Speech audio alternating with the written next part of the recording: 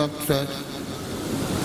श्रीमते रामचंद्राय नमः।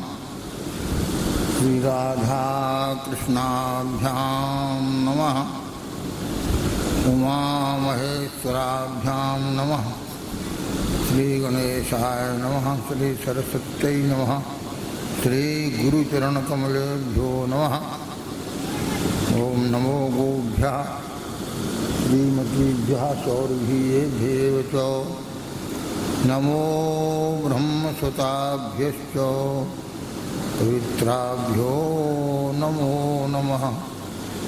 प्रह्लाद नारद पराशर पुंडरीको व्यासाम्बरीश सुख सौनक भीष्म दाल्भ्यान्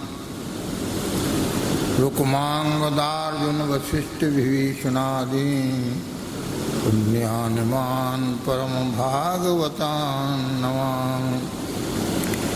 हरि हरि हरि हरि सुमरन करो। हरि हरि हरि हरि सुमरन करो। हरि चरणार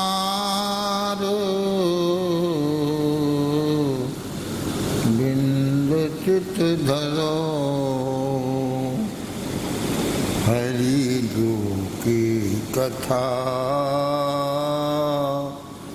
हो नित जहाँ। गंगा हू चली आवे तहाँ।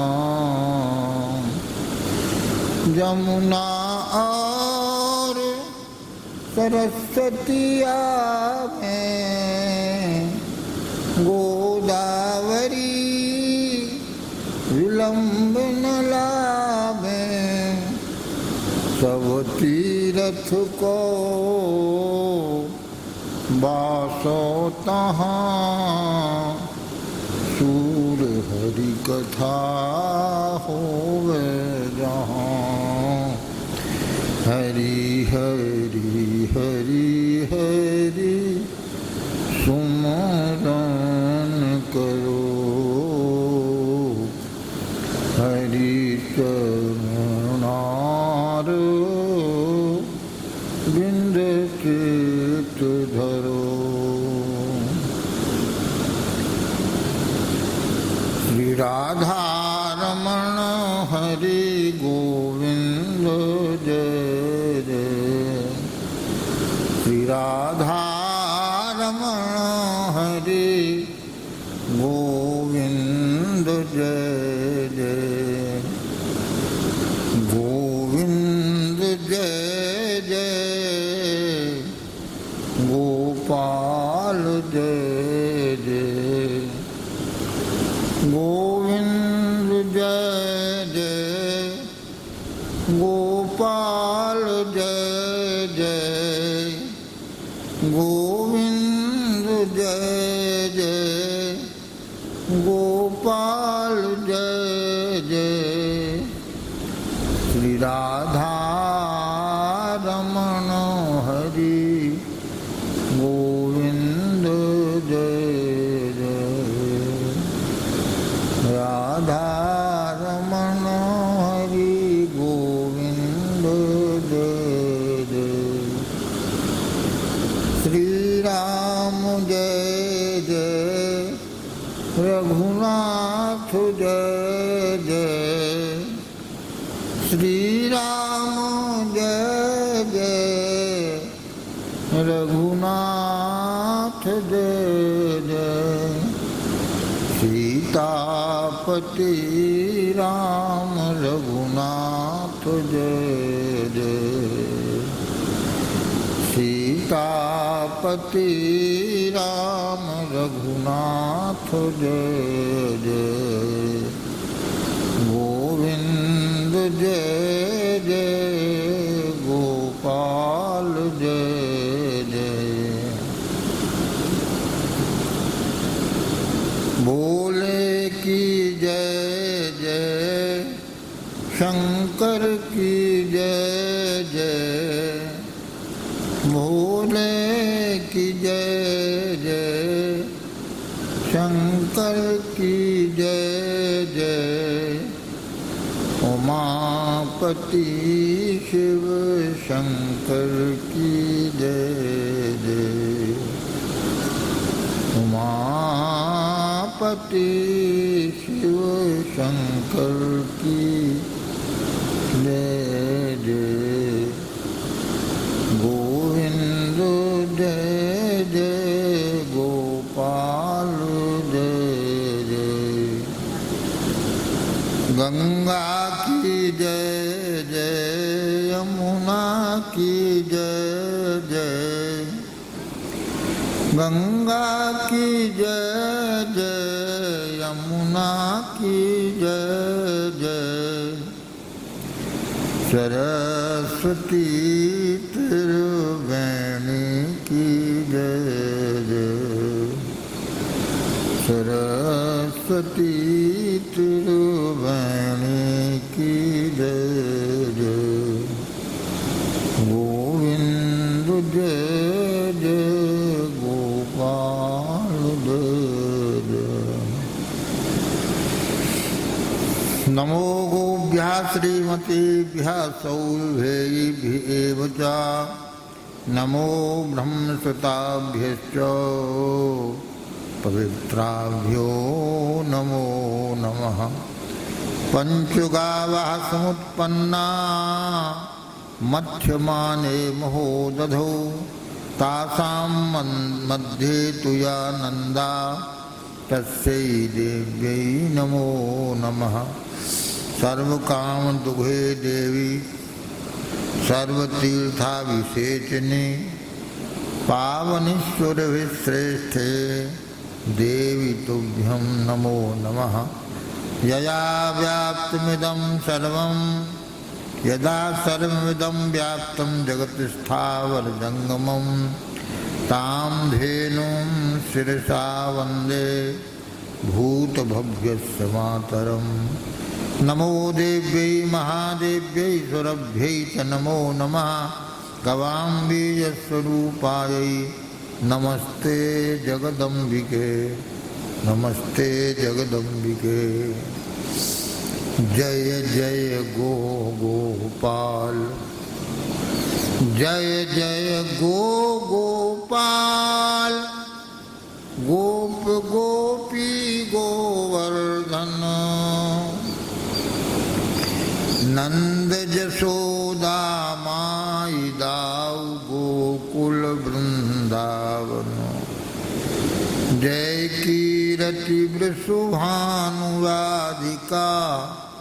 अष्ट सखी गण जय जय यमुना पुलिन दास मंडल के मंडन कामधेनु अभिषेक करो गोविंद पद भूषित किए गो सेवा आदर सहित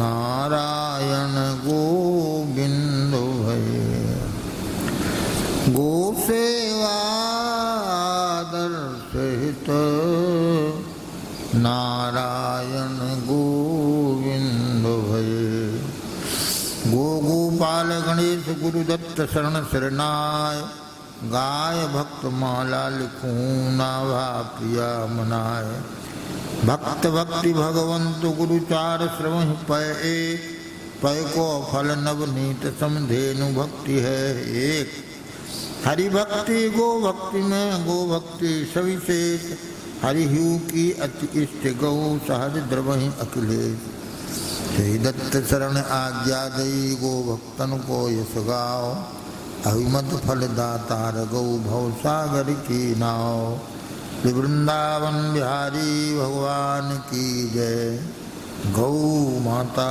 की जय।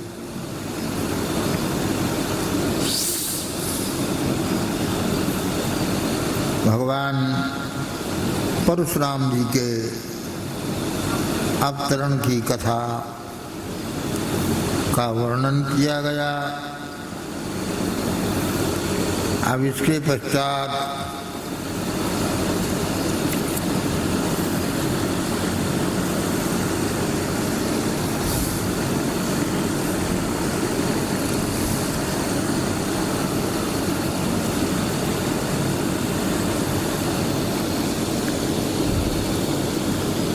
गोलोक धाम की महिमा का वर्णन किया जा रहा है।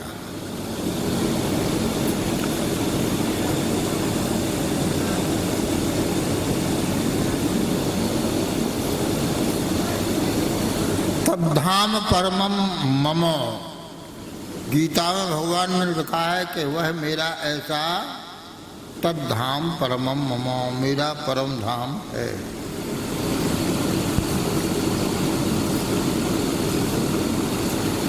उसको गोलोक कहते हैं।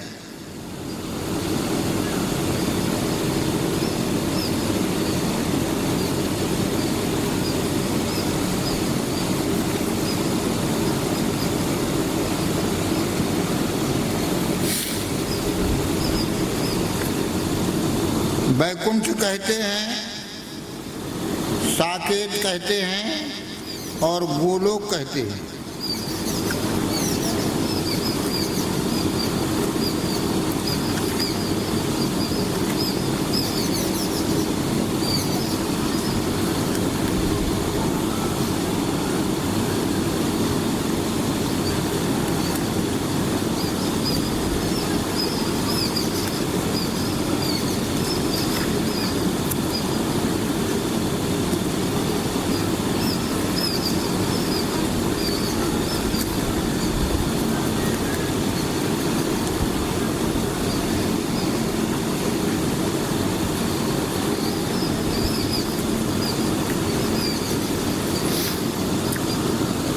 गाय की बड़ी भारी महिमा है।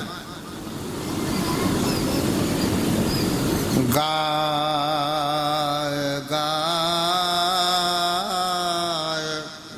गाय गाय गाय गाय गाय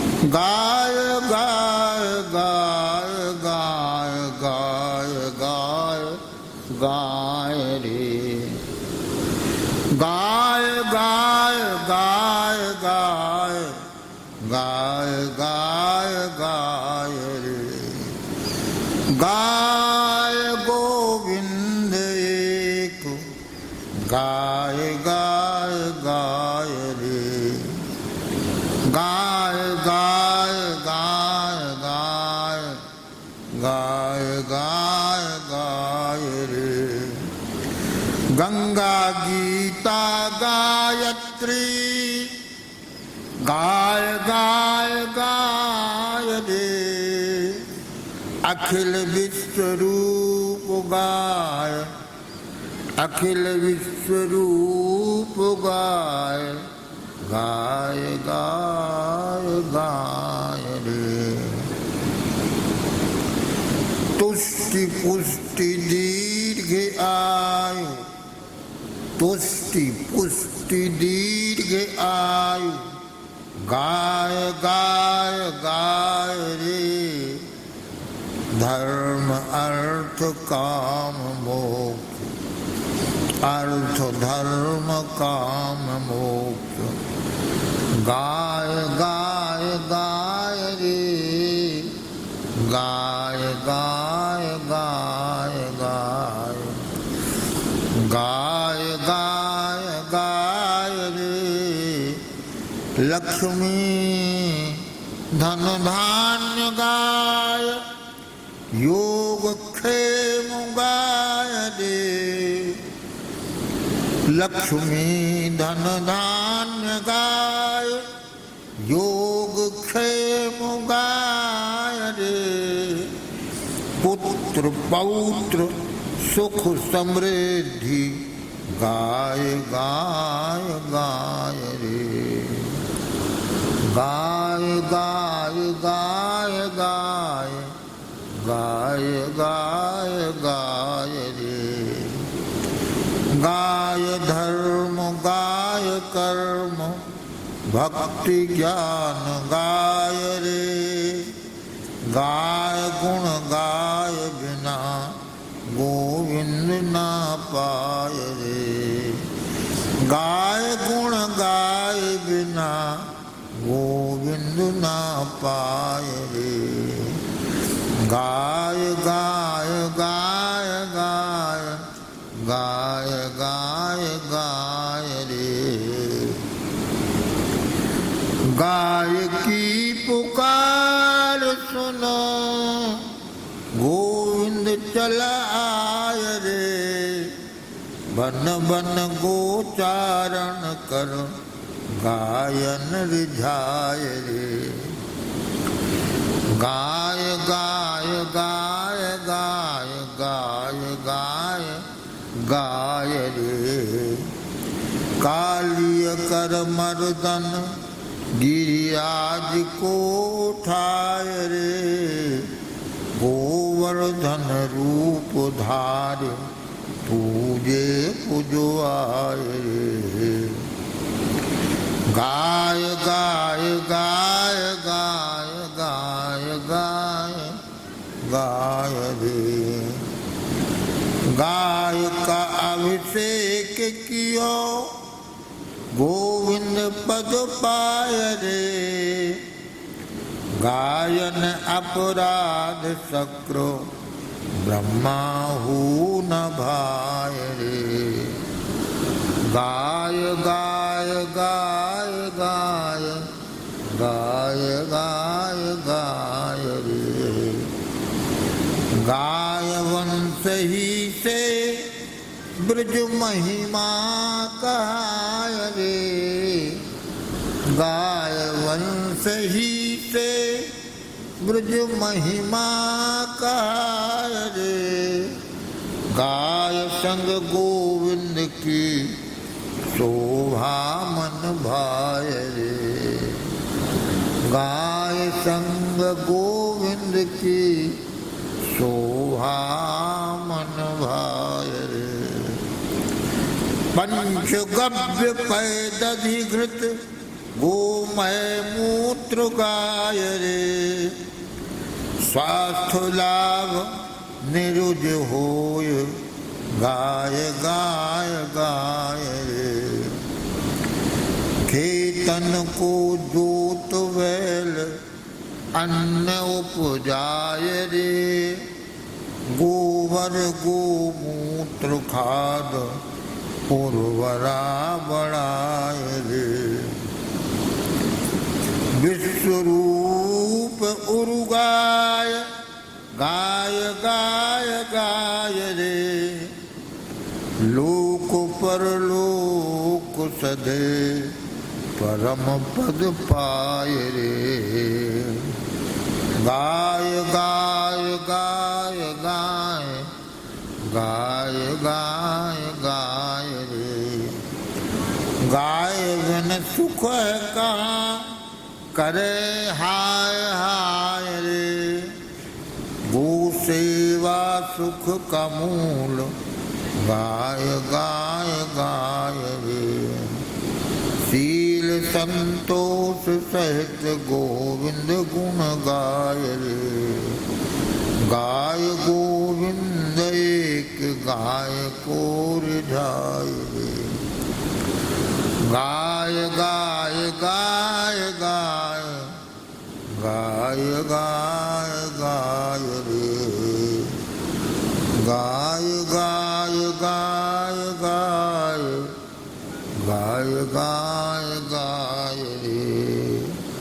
बोलो गो माता की जय।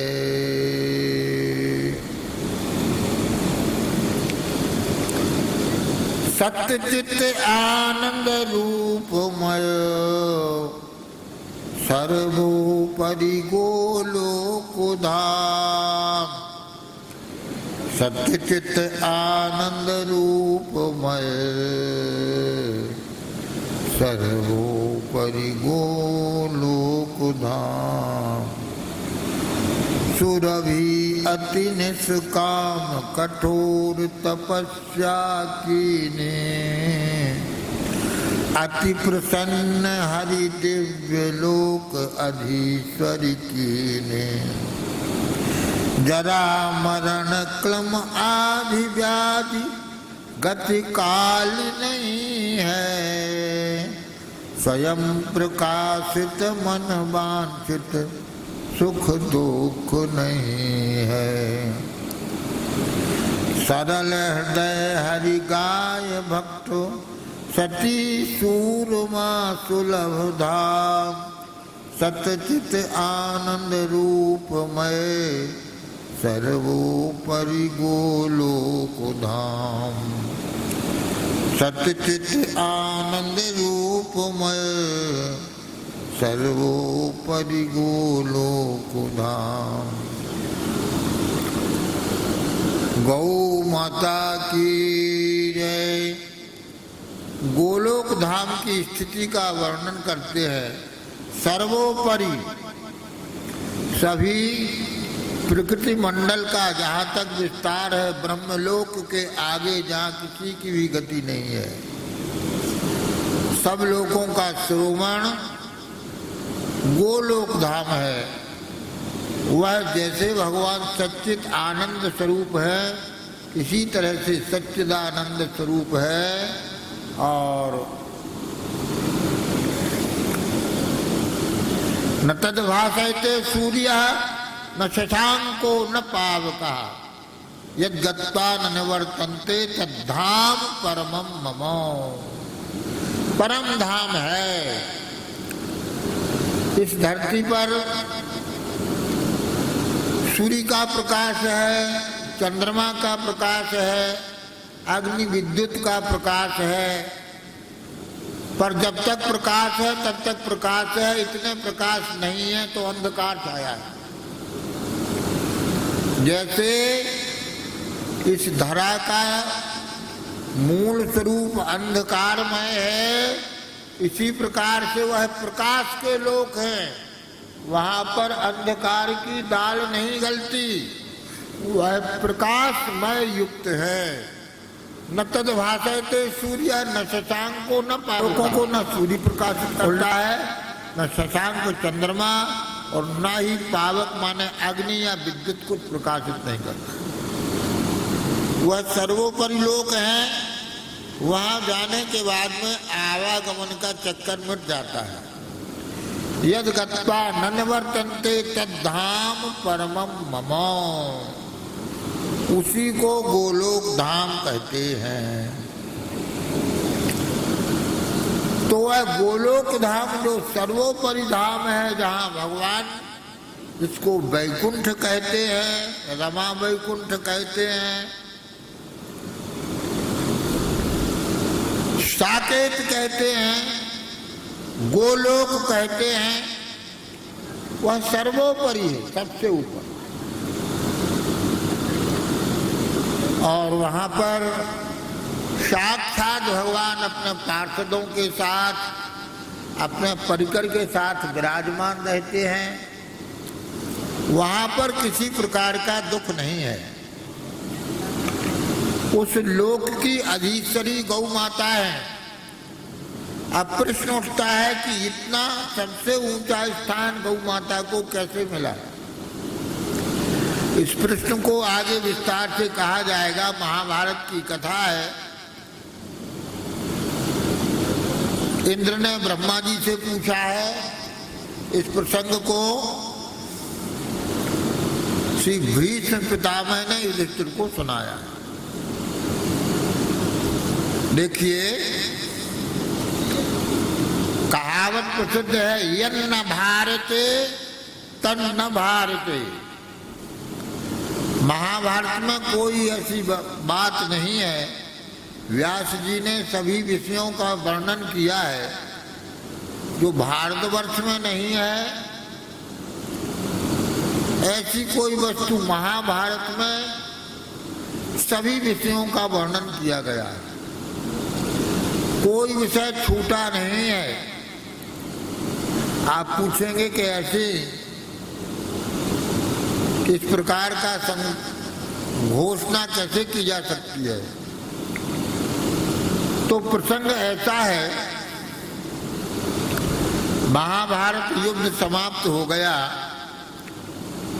भीष्म पितामह जी रण क्षेत्र में ही उत्तरायण सूर्य की प्रतीक्षा में सरसैया पर लेटे हुए हैं। भगवान श्री कृष्ण पांडवों को लेकर के उनका दर्शन करने गए।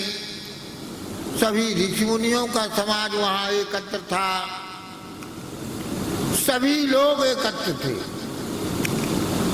भारतवर्ष की सभी विभूतियां एकत्र थी और उन महापुरुष के महाप्रयाण का दर्शन करने को एकत्र हुए थे।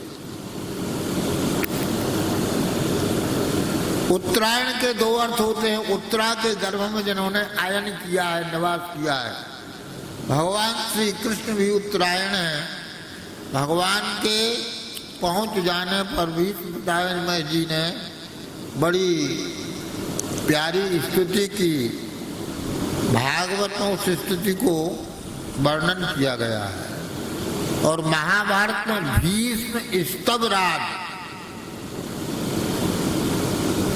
नमो ब्रह्मण देवाय गो ब्राह्मण हिताय तो जगत हिताय कृष्णाय गोविंदाय नमो नमः, ये उसी का श्लोक है।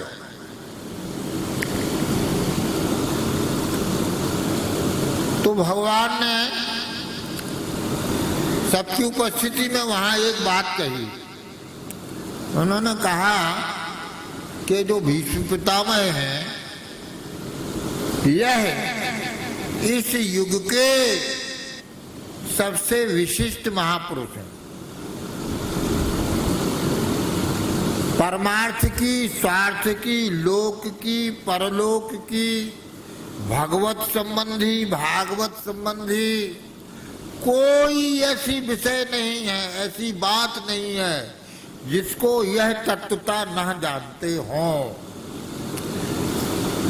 आपके हृदय में किसी प्रकार की शंका है, संदेह है, तो इनसे किया जा सकता है, क्योंकि ये सर्व शास्त्रों के ज्ञाता, सर्वतंत्र स्वतंत्र हैं।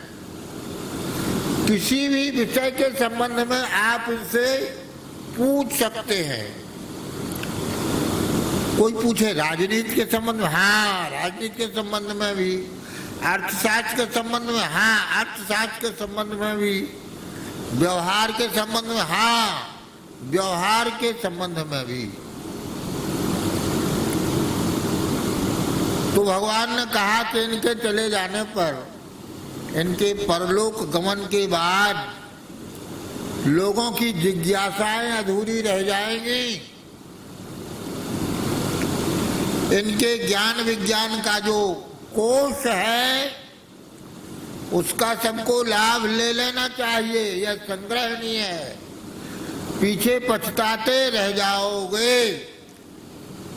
तो इनसे जिसको जो कुछ पूछना हो तो पूछ लो। भीष्म पितामह जी ने कहा कि महाराज मैं सरसैया पर लेटा हूं और बाणों पर लेटने में कितना दुख होता है। भगवान ने एक कृपामयी दृष्टि से देखा तो उनकी सारी व्यथा दूर हो गई और उनका ज्ञान विज्ञान जागृत हो गया। और भगवान ने कहा कि आप लोग पूछ लीजिए अपने अपने तरह के प्रश्न। तब प्रश्न आया कि भैया प्रश्न तो हजारों लाखों हैं, अनंत हैं, और पूछने वाले भी हजारों हैं, तो ये तो बड़ा लंबा काम हो जाएगा। तो कहा ऐसा करो, एक कोई प्रतिनिधि चुनो जो हर विषय की बात को पूछ ले और उसी को दे दो वो प्रश्न, तो वो पूछ लेगा। तो पूछने के लिए युधिष्ठिर जी को चुना गया। पूछने वाले युधिष्ठिर जी हुए और प्रश्न सारे संसार के हुए। युधिष्ठिर जी ने सभी प्रश्नों के संबंध में पूछा और भीष्म पितामह ने सभी प्रश्नों का विधिवत उत्तर दिया। उसी में अनुशासन पर्व में भीष्म पितामह से युधिष्ठिर जी ने गौ माता की महिमा को पूछा है। तो प्रश्न यह उठता है कि गौ माता की इतनी बड़ी भारी महिमा कि उनके नाम से लोक, जो सर्वश्रेष्ठ लोक है, वह लोक गौ माता के नाम से कैसे हो गया। तो भीष्म पितामह जी ने महाभारत में विस्तार से कथा सुनाई। उन्होंने कहा कि एक बार अदिति माता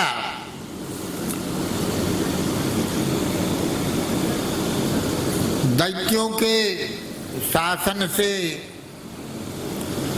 देवताओं के दुख से दुखी होकर के देवताओं के सुख के लिए कैलाश पर्वत के एक श्रृंग पर तपस्या करने गई। उन्होंने अपने अंगुष्ठ पर खड़े होकर के 11,000 वर्ष तपस्या की। तो उनके साथ में सुरभि माता भी तपस्या करने को गईं और इन्होंने और कठिन तपस्या की। तो अदिति माता और सुरभि माता की तपस्या पर प्रसन्न हो गए और प्रसन्न होकर के कहा कि देवी वरदान मांगो। तो अदिति माता ने तो एक ही उनका प्रयोजन था, मेरे पुत्र सुखी हो जाए, आप अवतार लेकर के उनके दुख को दूर करें, उनका खोया हुआ राज्य दिला दें। उनकी तपस्या से प्रसन्न होकर के भगवान ने वामन रूप से अवतार धारण करने का वरदान दिया। अब इसके पश्चात में सुरभि माता के पास आए, कहिए मैया आप तपस्या क्यों कर रही हैं। तो सुरभि मैया ने कहा कि हमारा तपस्या करने का स्वभाव है, हमें तपस्या में सुख मिलता है, सहज स्वभाव हमारा तपस्या करने का है, हमको सर्वसहा कहा गया है, हमारा जीवन तपस्यामय जीवन है। तपस्वी तपस्या करते हैं और संसार का कल्याण चाहते हैं, यही हमारे जीवन का उद्देश्य है। देना देना देना। तो हमारी तपस्या में कोई फलाभिसंध नहीं है, कामना नहीं है, हमारा तो सहज स्वाभाविक रूप से तपस्या है।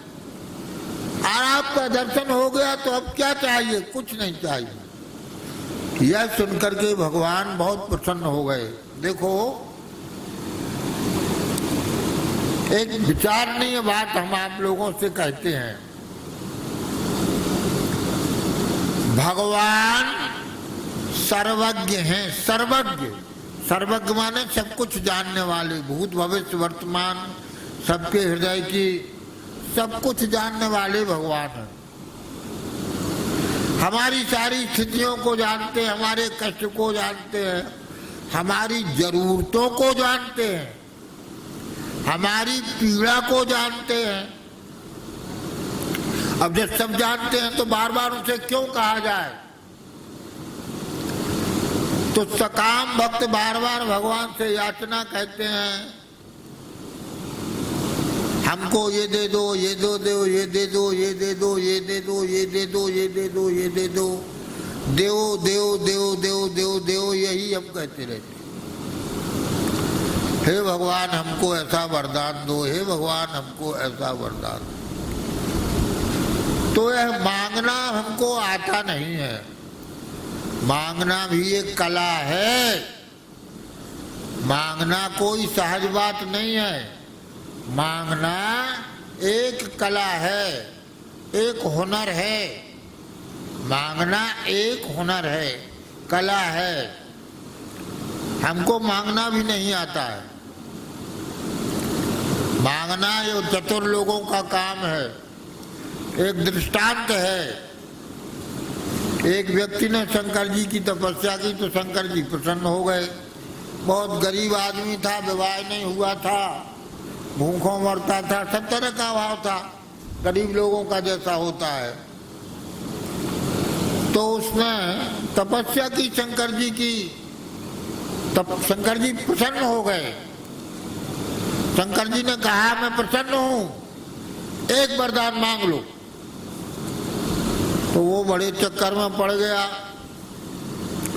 एक वरदान क्या मांग ले, एक वरदान क्या होता है? हमको तो चाहिए 50 चीजें, 50 चाहिए। हमको पहले धन चाहिए, फिर जमीन जायदाद चाहिए, फिर गऊ भैंस ढोर बैल चाहिए, सोना चांदी चाहिए, विवाह हो जाए हमको पत्नी चाहिए, फिर पुत्र आदि चाहिए, फिर पौत्र आदि चाहिए, संपन्नता चाहिए। अब ये कहते कि एक वरदान मांगो। अब एक वरदान क्या मांग ले? वो विचार करते करते उसके दिमाग में आया कि अरे मांगना भी एक होशियारी का काम है। मांगने वाले होशियारी से एक बार में ही सब मांग लेते हैं। तो उन्होंने कहा कि सबसे चतुर हमारे शहर में, गांव में पटवारी जी है।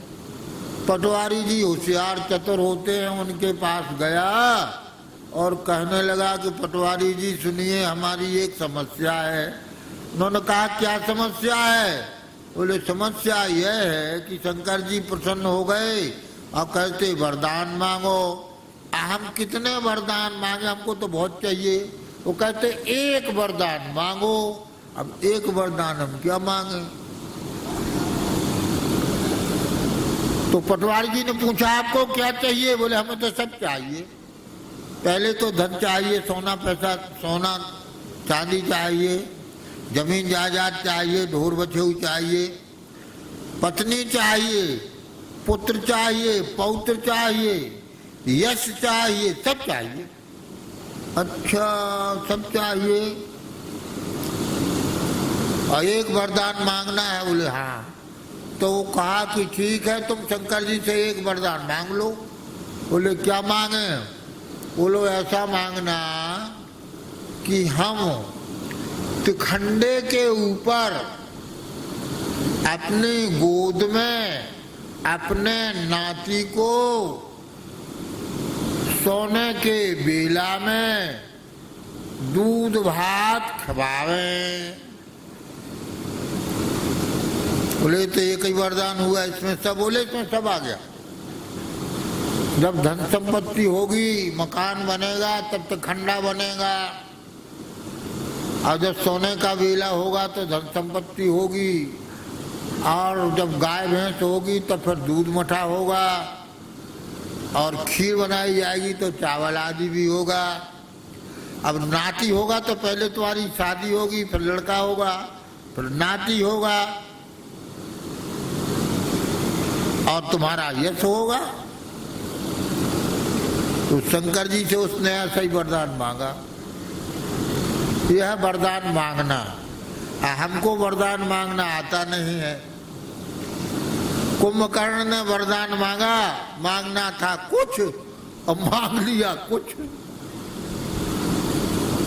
और बृकासुर ने वरदान ऐसा मांगा कि खुद मौत मानी, हम खुद ही अपनी मौत का सामान ले चले। उसने वरदान मांगा कि जिसके सिर पर हाथ रखें वही भस्म हो जाए। और मूर्ख चंद अपने सिर पर हाथ धर के भस्म हो गए। भागवत जी में कथा है बृकासुर की। तो मांगना बहुत बड़ी कला है। वैसे तो मांगना मांगन मरण समान है, मत मांगो कोई भीख, मांगन ते मरनो भलो, यह सदगुरु की सीख। अब भगवान से मांगने की जहां तक बात है तो भगवान क्या नहीं जानते हैं। भगवान के समर्पित हो जाओ, वो सब कामनाओं को पूर्ण करते हैं। और हर समय हमें हमें देव देव देव देव। तो जैसे कोई अन्न की जगह भूसी मांगे, हमारा मांगना ऐसा ही होता है। विवाह में पुराने जमाने की बात कह रहे हैं। विवाह में मंडप के नीचे जो लोग बाराती बैठते हैं उनको लगातार गंगा सागर से घी इतना परसा जाता है कि घी की धार ना टूटे, और बार बार परसा जाता है। बूरा खूब बार बार परसा जाता है, मिठाई बार बार परसी जाती है। अब वो मना करते, हमको नहीं चाहिए, बस बस बस बस, अब नहीं चाहिए, अब नहीं चाहिए, अब नहीं चाहिए। और बाहर कुछ लोग बैठे होते हैं, ऐसे लोग होते हैं कि उनको परोसने के लिए किसी अच्छे होशियार कंजूस को भेजा जाता है, और वो चिल्लाते हैं, ए हमें, ए हमें, ए हमको ये दो, ये दो, ये दो। और परोसने वाला होश हवास में उनको, जैसे शुद्ध घी की पूरी है तो उनको पर तेल का परता जाएगा। वह चीज नहीं परोसी जाती जैसी यहाँ परोसी जाती है। तो देखो, भगवान सर्वज्ञ है, भगवान से जो कुछ नहीं मांगते वह धन्यवाद के पात्र हैं, उनको सब मिल जाता है। और जो बार बार हमें हमें हमें हमें हमें हमें हमें हमें याचना करते रहते हैं, वो बेचारा मांगना नहीं जानते, वो ठगे जाते हैं।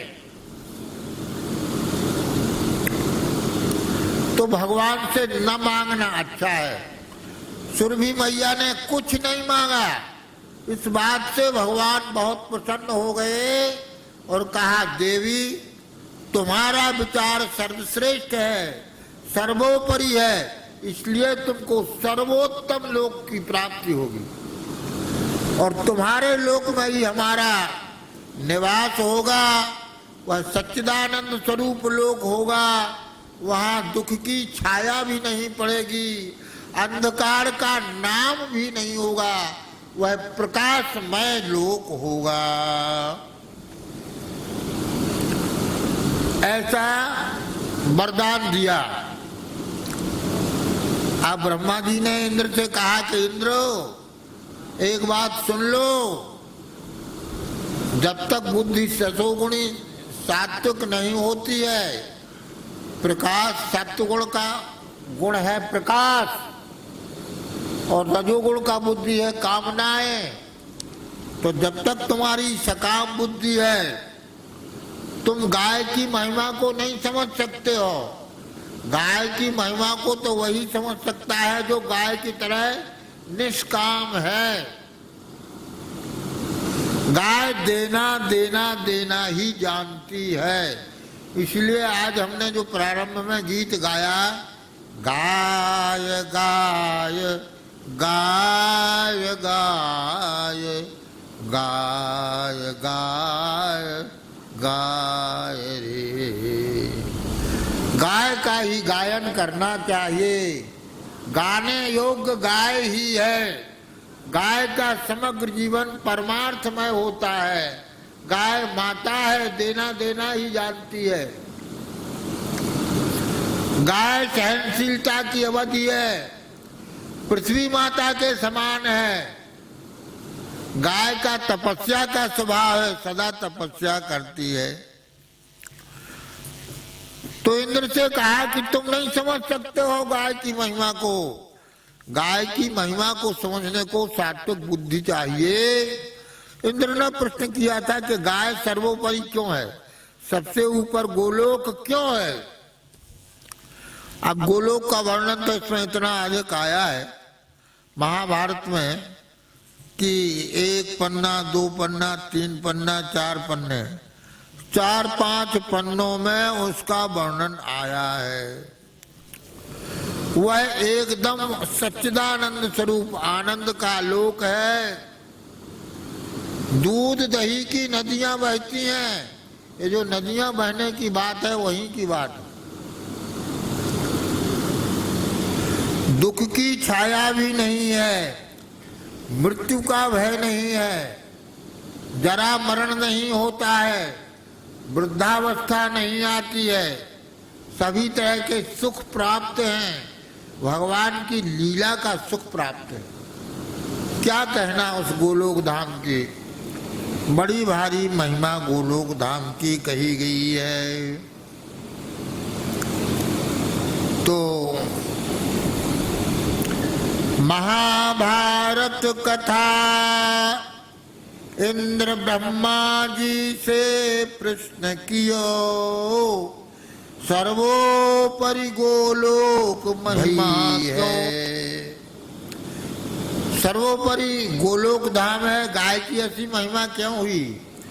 महाभारत कथा इंद्र ब्रह्मा जी से प्रश्न कियो, सर्वोपरि गोलोक महिमा क्यों भई है। ब्रह्मा जी ने कही, गाय महिमा न जाने तुम। ब्रह्मा जी ने कही, गाय महिमा न जाने तुम। क्यों? रजोगुणी बुद्धि गाय अति महिमामयी है। तुम्हारी रजोगुणी बुद्धि है और गाय अत्यंत महिमामयी है। सर्वसहा परोपकारी संत को स्वरूप गाय। जैसे भक्त की संत की महिमा को अत्यंत्र गाया गया है, और राम न सकहि नाम गुण गाई। भक्त की भरत की महिमा के संबंध में कहते हैं कि जानहि राम न सकहि बखाने। राम जी जानते हैं पर कह नहीं सकते हैं। भक्तों के अनंत गुण हैं और सभी ग्रंथों में वर्णन किए हैं। तो भक्त का स्वरूप, संत का स्वरूप ही गाय है, जो परोपकार करना ही जानती है। सर्वसहा है, परोपकारणी है, संत का स्वरूप है। सर्वसहा परोपकारी संत को स्वरूप गाय। अमृत नाभि हव्य कव्य यज्ञमयी गाय है। गाय की नाभि में, गाय के मूल में अमृत है। धरती का अमृत गाय का दूध है। इसमें स्वर्ण होता है, इसमें सब कुछ होता है। यह जीवन दायिनी तुरंत सद्या बल करम पया, तुरंत बल को देने वाला दूध होता है। तो गाय अमृत की नाभि है। देवताओं का, मनुष्यों का, सबका पोषण करने वाले हव्य को और कव्य को, देवताओं के भोजन को और पितरों के भोजन को देने वाली यज्ञमयी है गाय माता है।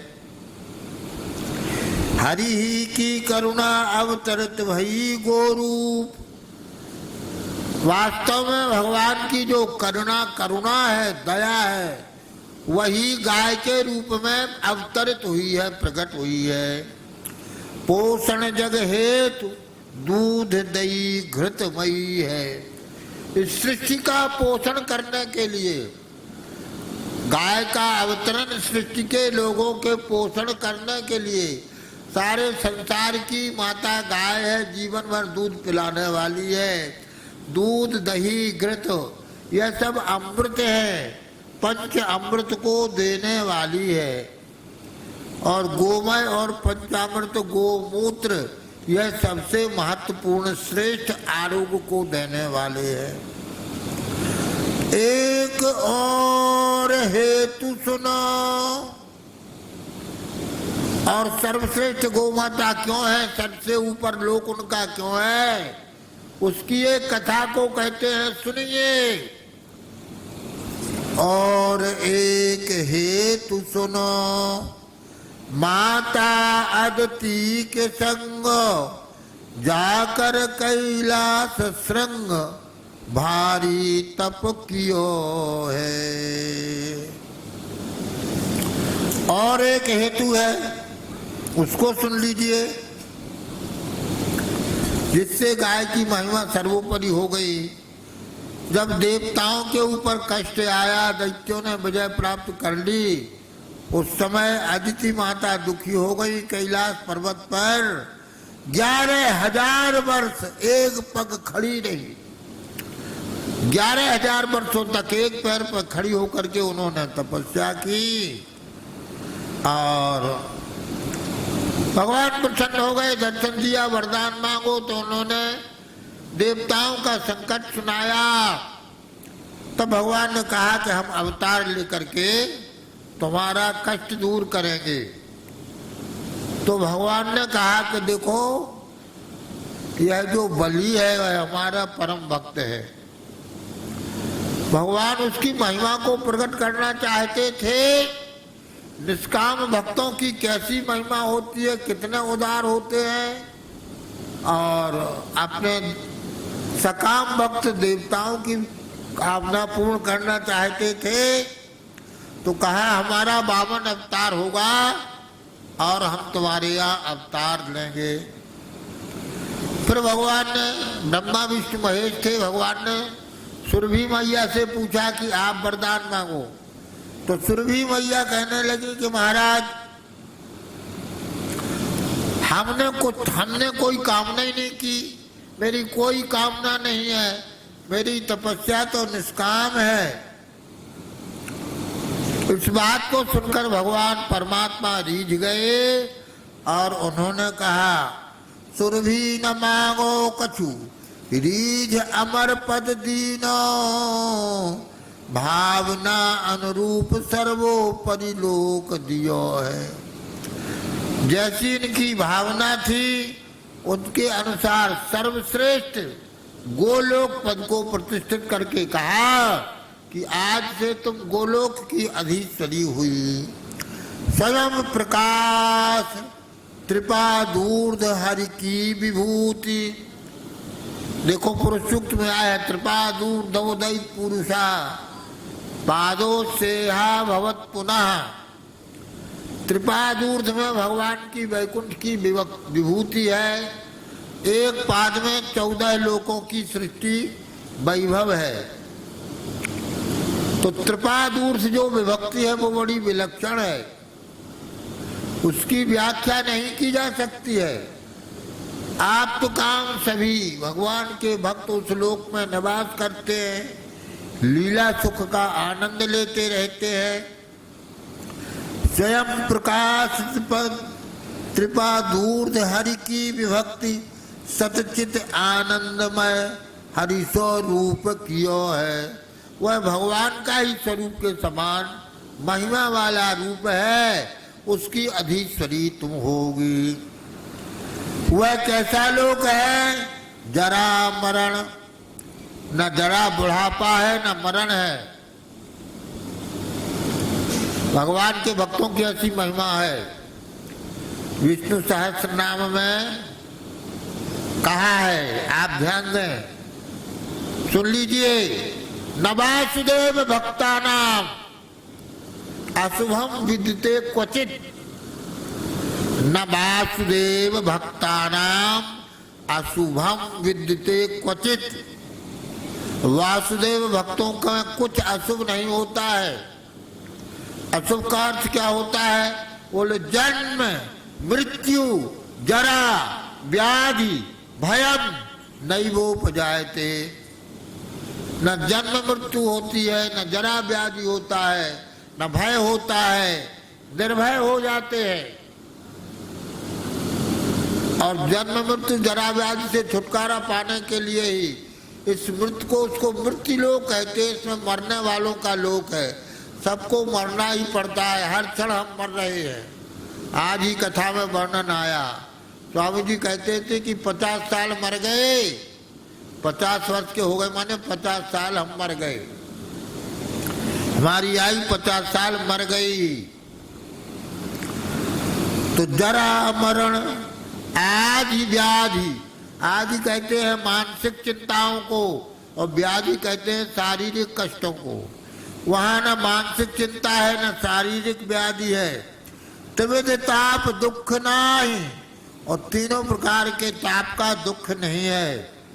मन वांछित सुख काल बाधा नहीं भई है। मन चित सुख प्राप्त होता है, वहां काल की बाधा नहीं होती है। परम दिव्य सरिता तड़ाग बापी कूप गिरी, वहां का वर्णन करते हैं, वह दिव्य परम दिव्य है।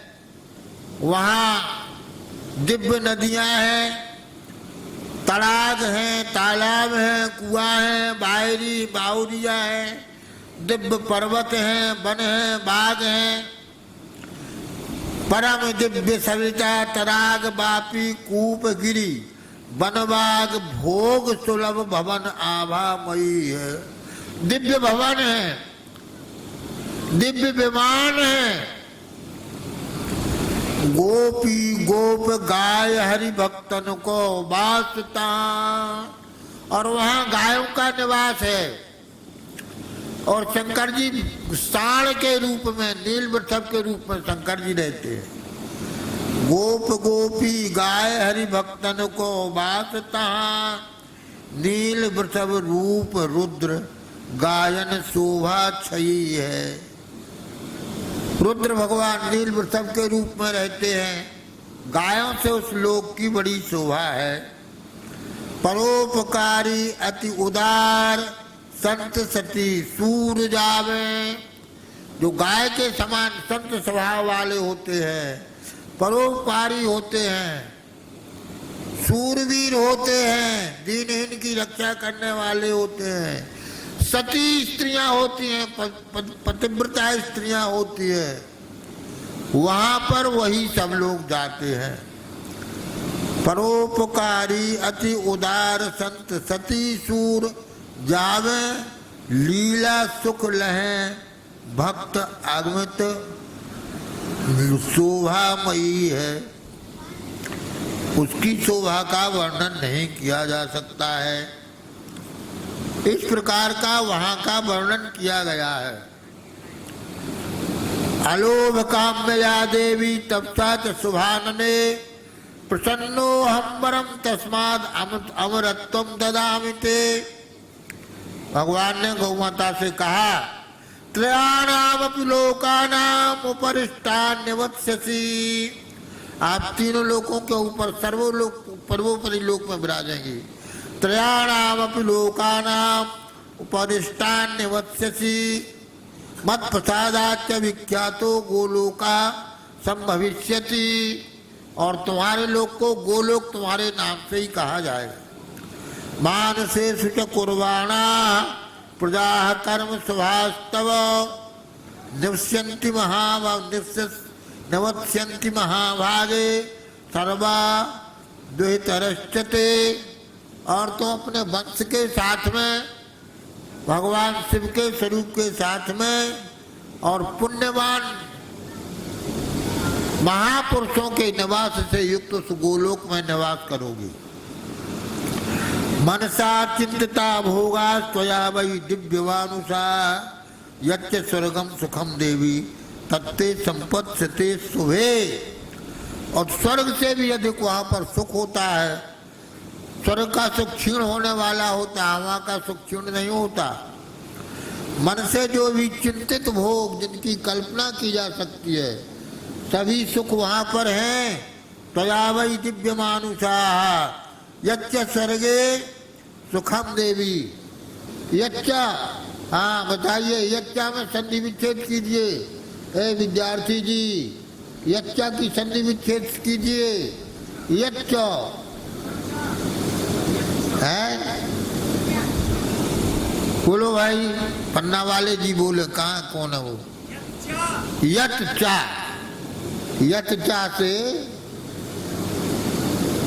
इस्तो इष्णा इष्टु से यच्चा हो।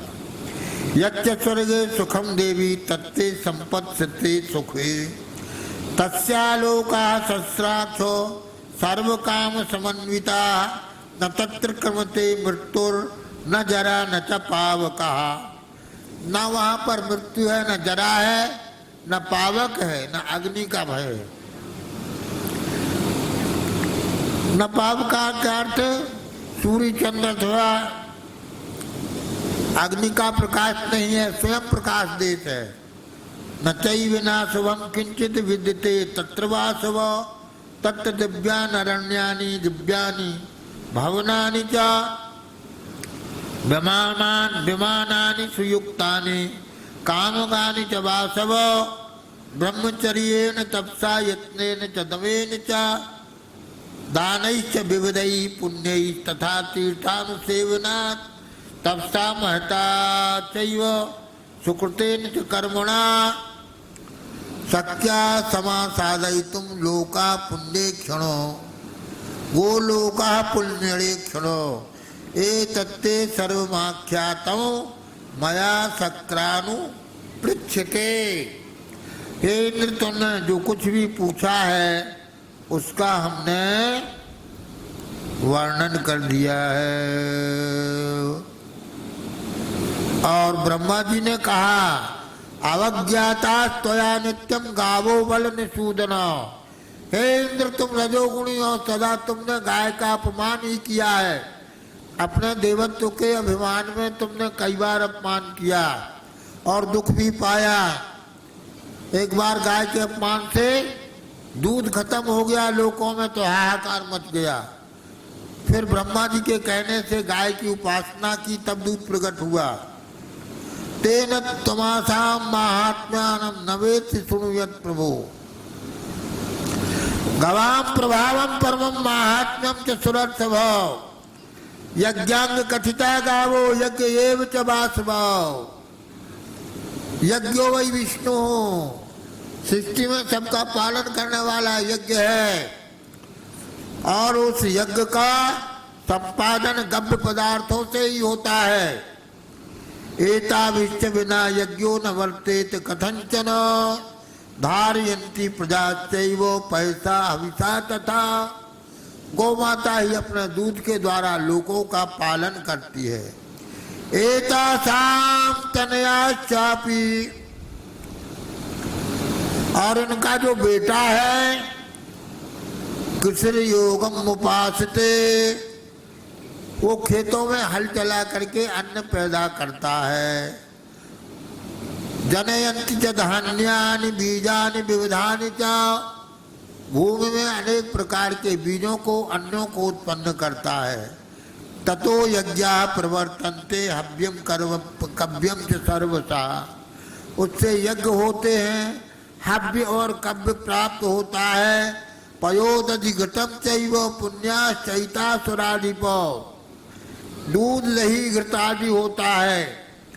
और इतना ही नहीं होता है, गौ सेवा से पुण्य से लोक परलोक सुधरता है, संतान की प्राप्ति होती है। वहन्ति विविधान भारान चुत्रणा परिपीड़िता, और गाय का पूत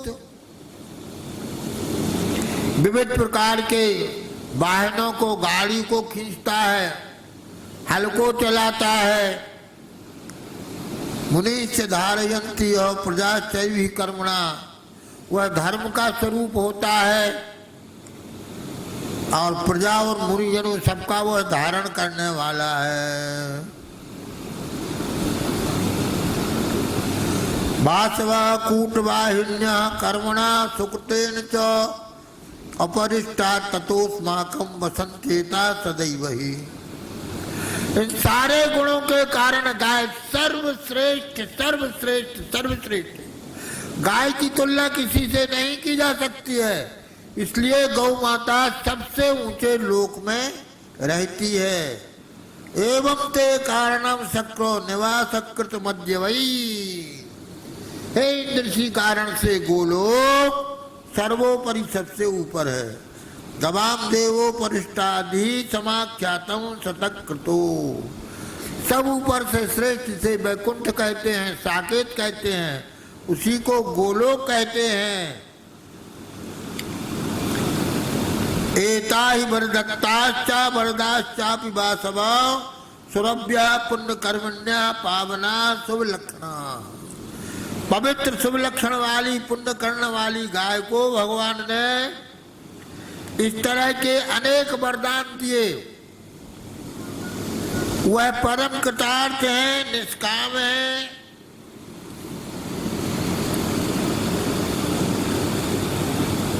इस प्रकार से गौ माता की महिमा को ब्रह्मा जी ने और सुनाया।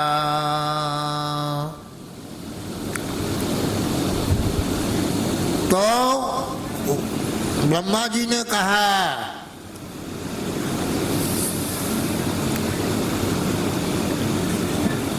अलोभा काम्यया देवी तपसा च सुभानने प्रसन्नो हम वरस्तस्माद् अमरत्वं ददामि ते त्रयाणामपि लोकानाम् उपरिष्टान् निवत्ससि। तीनों लोगों के ऊपर तुम्हारा निवास होगा। मत्प्रसादाच्च विख्यातो गोलोकः संभविष्यति। हमारी कृपा से उसको गोलोक कहा जाएगा। मानुषेषु च कुर्वाणाः प्रजा कर्म शुभास्तवो। जो मनुष्य अत्यंत शुभ कर्म करेंगे, स्वधर्म पालन पूर्वक भगवत भक्ति करेंगे, निवत्स्यन्ति महाभागे सर्वाद्वितश्चते। वहाँ पर ऐसे लोगों का निवास होगा और तुम्हारी संतान का वहाँ निवास होगा। मनसा चिंतिता भोगा त्वया वै दिव्यमानुषाः तच्च यच्च स्वर्गे सुखम देवी तत्ते संपत्स्यते शुभे। और स्वर्ग में भी जो सुख संभव नहीं, उससे भी दिव्य सुख वहाँ पर सब जिनका मन से चिंतन किया जा सकता है, मनोवांछित भोग वहाँ प्राप्त है।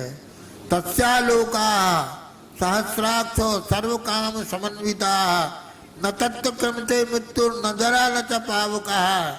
न वहाँ मृत्यु है, न बुढ़ापा है, न अग्नि का प्रकाश है, न चैव न शुभम किंचित विद्यते तत्र वासवो। तत्र दिव्यानि अरण्यानि दिव्यानि भवनानि च। दिव्य अरण्य है, दिव्य भवन है, विमानानि सुयुक्तानि कामगानि च वासवो। कामक विमान वहाँ पर हैं। ब्रह्मचर्येन तपसा यत्नेन च नवेन च दानैश्च विविधैः पुण्यैः तथा तीर्थानुसेवनात् तपसा महता चैव सुकृतेन च कर्मणा शक्या समासादयितुं गोलोका पुष्करे क्षणो। एतत्ते सर्वमाख्यातं मया शक्रानुपृच्छते। हे इंद्र, तुमने हमसे जो कुछ पूछा है उसका हमने समाधान कर दिया है। गौ माता सर्वोपरि है और गौ माता ने बहुत तपस्या की है और कहा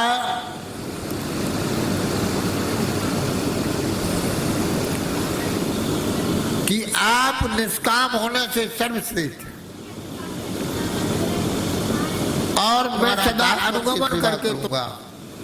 तो इस सृष्टि में सर्वोपरि गाय है, इसमें कोई संदेह नहीं है, ऐसा शास्त्रों का मत है।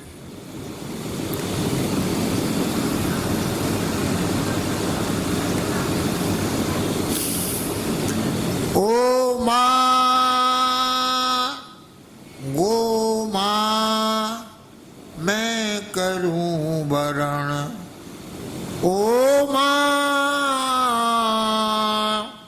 गो माँ मैं करूं वरण। सुखद तेरी शरण भव भय हरण। मंगल करण तब चरण अनुसरण। ओ माँ गो माँ मैं करूं वरण। सुखद तेरी शरण। ओ माँ गो माँ मैं करूं वरण। सुखद तेरी शरण भव भय हरण। मंगल करण तब चरण अनुसरण। ओ माँ गो माँ मैं करूं वरण। सुखद तेरी शरण। वात्सल्य सागर पय झर झर झर झर निर्झरो। वात्सल्य सागर पय झर झर झर झर निर्झर। अमृत पी करूं संचरण। सुखद तेरी शरण। ओ माँ गो माँ मैं करूं वरण सुखद तेरी शरण। पंचगव्य पंचामृत पैदधिकृत अमृतमय हो शतायु निरुज मुदित सहज करें भव संतरण। सहज करें भव संतरण। ओ माँ गो माँ मैं करूं वरण सुखद तेरी शरण। प्रेम भक्ति भाव शक्ति ज्ञान कर्म विरति मुक्ति भोग। प्रेम भक्ति भाव शक्ति ज्ञान कर्म विरति मुक्ति सदाचार परोपकार निर्मल करो जन गण मन। ओ माँ मैं करूं वरण सुखद तेरी शरण। निर्मल करण जन गण मन। ओ माँ मैं करूं मैं वरण करूं तेरी शरण। बंसी बट यमुना तट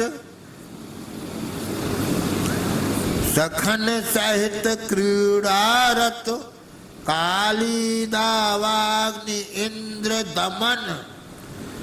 सकल गोप गोपीड़ा हरण। ओ माँ गो माँ मैं करूं वरण सुखद तेरी शरण। भव भय हरण मंगल करण तब चरण अनुसरण। ओ माँ गो माँ मैं करूं वरण सुखद तेरी शरण। सुखद तव अनुसरण अनुसरण। ओ माँ गो माँ ओ माँ बेणी सी पावन परम है देनी फलचार। स्वर्ग न सैनी हरि कथा नरक निवारण हार। सियावर रामचंद्र की जय गो माता की जय। नमो गोभ्या श्रीमतीभ्या सौरभीभ्यो च नमो ब्रह्मसुताभ्यश्च पवित्राभ्यो नमो नमः। 6 बजने वाला है और अब कथा का यही विश्राम होता है। गोलोक धाम का वर्णन आज हुआ, इसके आगे की कथा कल कही जाएगी। बोलो वृंदावन बिहारी लाल की जय।